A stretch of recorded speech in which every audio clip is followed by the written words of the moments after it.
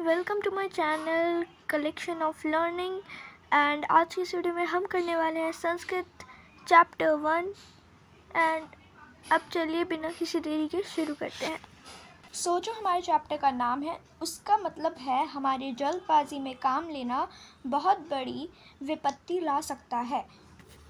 जैसे कि आप इस पिक्चर में देख सकते हैं, जहाँ पे बुक में आपकी बनी हुई है कि जहाँ पे एक जो आदमी है वो एक नेवले को मार रहा है। तो वो ऐसा क्यों कर रहा है ये हम अब चैप्टर में समझते हैं।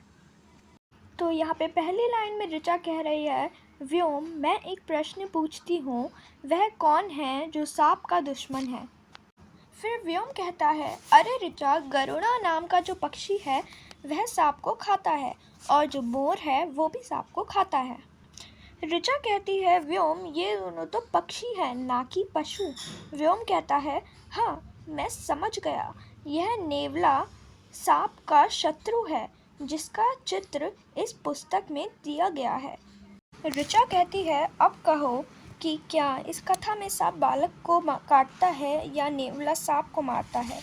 व्योम कहता है, यह तो कथा पढ़कर ही जानेंगे, लेकिन तुम पहले यह तो बताओ कि कथा कहाँ से ली गई है। ऋचा कहती है, मेरे गुरुजी ने कहा था कि यह कथा हितोपदेश से ली गई है। उसमें अनेक मनोरंजक नीति कथाएं हैं। व्योम कहता है, बहुत बढ़िया, चलो अब पाठ को पढ़कर तुम्हारे प्रश्न का उत्तर देते हैं। ऋचा कहती है, अच्छा है, चलो अब पाठ पढ़ते हैं। पहली लाइन में लिखा है, उज्जैनी नामक नगर में एक माधव नाम का ब्राह्मण है। एक दिन उसकी पत्नी ने अपने छोटे पुत्र को रक्षा के लिए उस माधव नामक विप्र को रखकर नहाने चली गई। इधर राजा के द्वारा श्राद्ध के लिए ब्राह्मण बुलाया गया।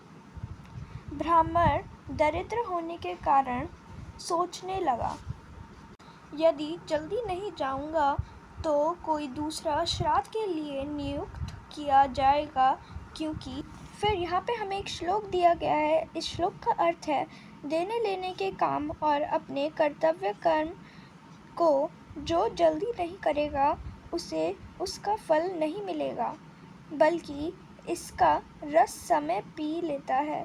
अर्थात समय से ना करने पर समय ही उसके फल को मिटा देता है। चलिए अब दूसरा पैराग्राफ देखते हैं। इधर कहा है, लेकिन यहाँ बालक की रक्षा करने वाला कोई नहीं है, अब मैं क्या करूँ।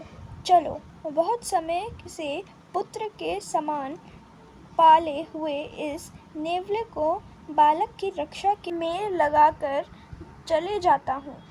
ऐसा सोचकर नेवले को बालक की रक्षा में नियुक्त करके चला गया। उसके बाद उस नेवले ने बालक के पास ही रेंगता हुआ काले सांप को देखा। नेवले ने सांप को मारकर उसके टुकड़े टुकड़े कर दिए। इस बीच पंडित भी श्राद्ध को लेकर घर पहुंच गया। ब्राह्मण को देखकर रक्त रंजित मुख और पैर वाले नेवले को पैरों में लौटने लगा।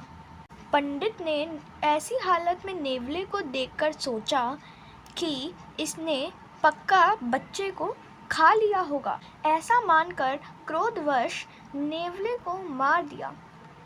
उसके बाद जैसे ही आगे जाकर बालक को देखता है, वैसे ही देखता है कि बालक तो स्वस्थ है और सर्प मारा गया।